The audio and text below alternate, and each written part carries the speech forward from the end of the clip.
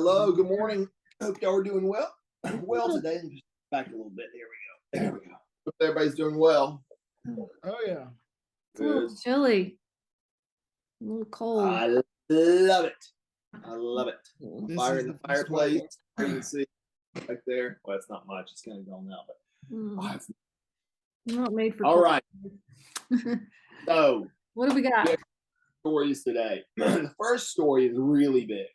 It's so big that it doesn't really fit into one single little story in the children's Bible, in our Spark Bible.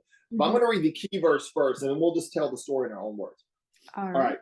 Here it is. This story is we're still in Genesis, in those early stories.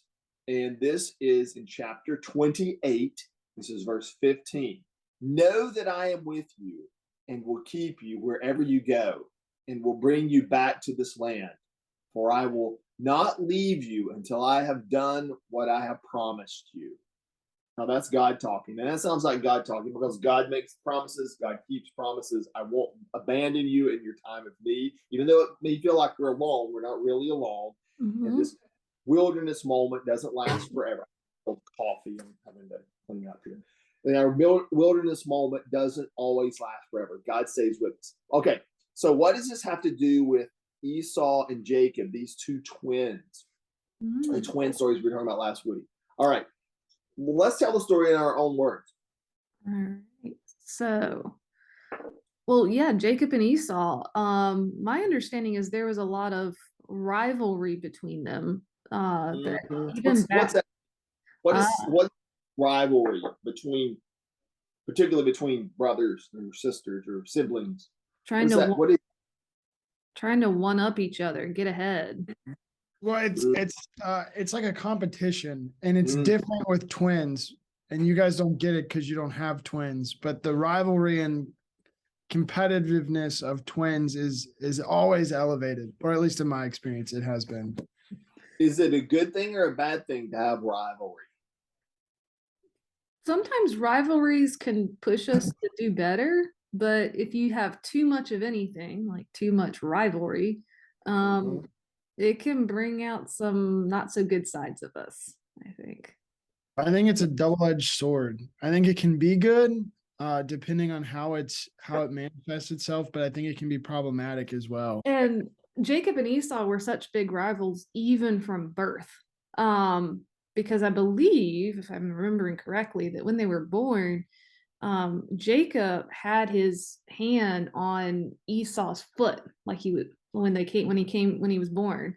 So it was like he was trying to get to be born first, even. So he's like a little ankle grabber right there. So they were rivals from birth, and it just grew bigger and bigger and bigger. All the way through when they became adults. What happened when they were adults that makes this so an important lesson for us? Jacob was a trickster, and Jacob tricked Esau tricked Esau and managed to get a blessing from Isaac that was supposed to go to Esau. Yeah. So why does birthright, what does that mean anyway? What's that word birthright mean? Why was that something they would argue? I mean, they were not arguing over the car or the Nintendo or whatever, the Switch. They were arguing over birthright. What's birthright? What's that? Well, in biblical times, the firstborn male got everything. Like he stood to inherit everything from the family. Yep, I remember. Okay. And it's important that it's the firstborn male. So even if they had an older sister, it still would have been Esau's right. Yeah. Yeah. But he got special things Esau got special things for being first. And remind boys and girls who Isaac is. Isaac was Abraham's son. And he father of Jacob and Esau. So yeah, there we go. He was Abraham, his daddy. Isaac, Jacob.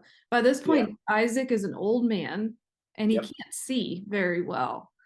And so, and actually the part that's really tough is that Jacob and Esau's mom, Rebecca, helped Jacob trick Esau. Mm, hmm mm, She mm. she sent favorite. Esau off on something. By that point, Isaac couldn't see very well, so he was using his sense of touch a lot to be able to tell people apart. And the difference between Jacob and Esau is Esau had really hairy arms. It's an odd detail in the Bible, but Esau had really hairy arms. And so Rebecca made these like sleeves of, I think it was like animal skin that were like really furry, and put them on Jacob's arms and sent Jacob in. And so into Isaac's tent. And so Isaac felt his arms and thought he was talking to Esau. And so he gave Jacob the blessing, thinking that he was giving it to Esau. And once you gave the blessing, you couldn't like ungive it. So that's how Jacob, with his mother's help, stole a blessing that should have gone to Esau. And it made Esau really, really angry. Who says the Bible's boring? This is some good drama here. It's like the first soap opera. It is. It is. Yeah, This is... it's also tough that like, I mean, I can't help but think maybe Esau really felt bad that his mom turned on him and helped out his little brother. Like, that's not cool. Yeah. Yeah. Yeah, mom was playing favorites.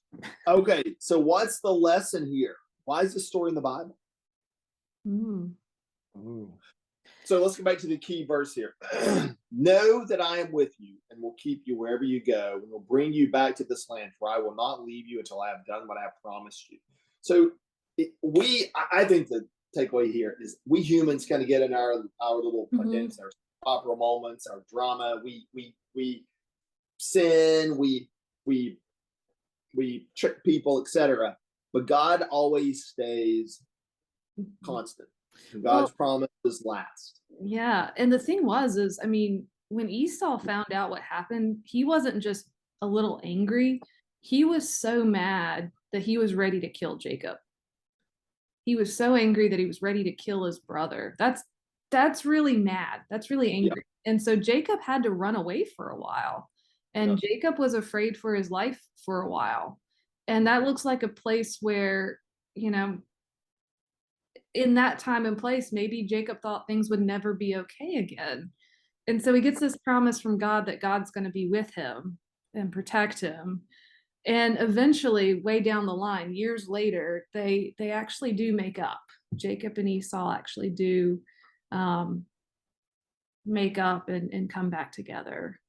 It takes a long time, but I think that promise is really helpful, that God can overcome a lot, even sibling rivalries.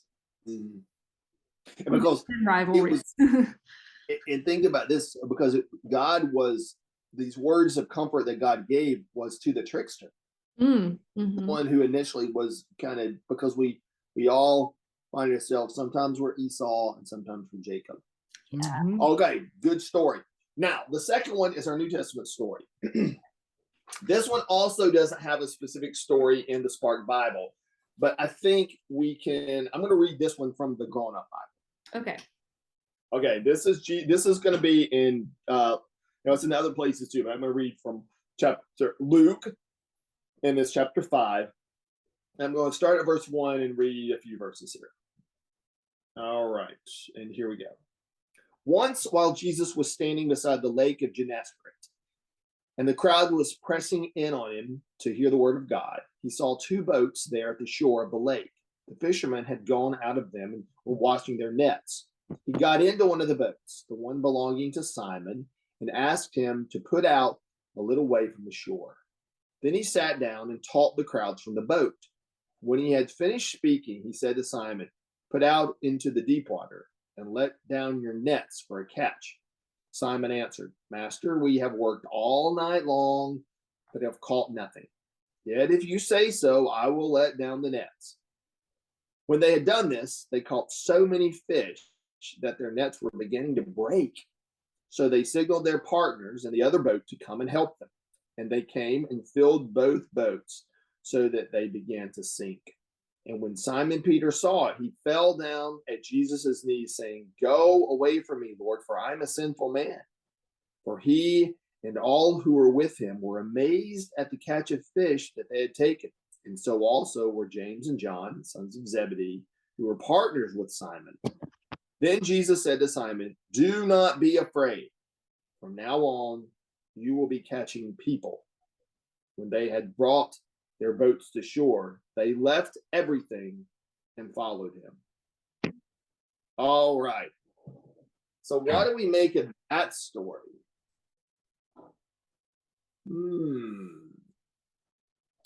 So Jesus called the disciples, and instead of asking them, he didn't really ask them. What did he do? He said, he showed them, and then he said, "Come on, let's go." So he didn't ask any question. He literally called. He showed the miracle, kind of the power, Jesus's power, Jesus's promise, and he delivered. He delivered in a way that they knew the abundance of fish, and then he said, "Let's go. Now we're gonna fish for people." What does that mean anyway? Fish for people. He kind of baited some fishermen, didn't he? He did. Sure did. And he caught them. He caught them. So what does that mean though? What that last he said, "Do not be afraid." There it goes again, that phrase that Jesus and God always like to say. From now on, you will be catching people. What does that mean? Are they policemen now? No. What does catching people mean here? I guess if you think about it, right? So they were catching fish, they were bringing fish to them. Granted, it's for a different purpose. Like they were probably selling it or eating it, but this is saying like, now we're going to fish. We're going to bring people together. People will flock to you. Are they going to eat the people? No, Like no, that's no, not cannibalism. That's why I said like they don't eat it. They won't eat it, but it's that act of bringing. They're bringing them aboard. What are they going to do with the people when they bring them aboard? Why are they catching people? They're gonna start fishing for more people. And then for what purpose though? What do they do? What are they going to do with all these people? Once you have a group, then that group together, all in the same boat, I guess you could say, play on words. That is the group that will follow and continue to follow and hear about God's love. And so they're catching people to sort of make a church, to make people followers of Jesus. So they're not going to eat them like fish. They're going to follow. Yeah. They bring them together. All right, so they're bringing them together. They're gathering them so they can tell them about the gathering them, so they can tell them about the word, share a meal together eventually, and they're going to send them out into the world to be the church. You know what? Gather, meal, word, meal, sending. That's our worship together. So that's their little church. They're having a little church right there. Any other thoughts about that story? Be interesting to see what this group of caught fishermen do next. Absolutely, you're right. Here's the key verse, by the way. They want us to remember. For he and all who were with him, Jesus, were amazed at the catch of fish they had taken. That's not Jesus, it's Simon Peter. For he and all who were with him were amazed at the catch of fish that they had taken. And so also were James and John, sons of Zebedee, who were partners with Simon. And Jesus said to Simon, "Do not be afraid. From now on, you will be catching people." So that's our key verse for today. So, okay, got it. Understand now. Nice. I hope our boys and girls maybe understand a little bit better. Yeah. What's next week? What do we have to look forward to? What do we have to look forward to? I have not looked ahead to next week. Next week, Joseph and God's hidden ways. I'll bet we're going to hear about a jacket. Joseph and the Amazing Technicolor Dreamcoat. I know. I was in that show. That was a lot of fun. Yeah. And you were that old? No. I was in that original. No, I was not. I was in but it was a long time ago. Okay. And then we're going to talk about all the Beatitudes. The Oh, Beatitudes. Classic. Classic. mhm. All right, everybody. All right. I hope y'all have a great week. You We too. will see you soon. Bye, boys and girls. Bye, everyone.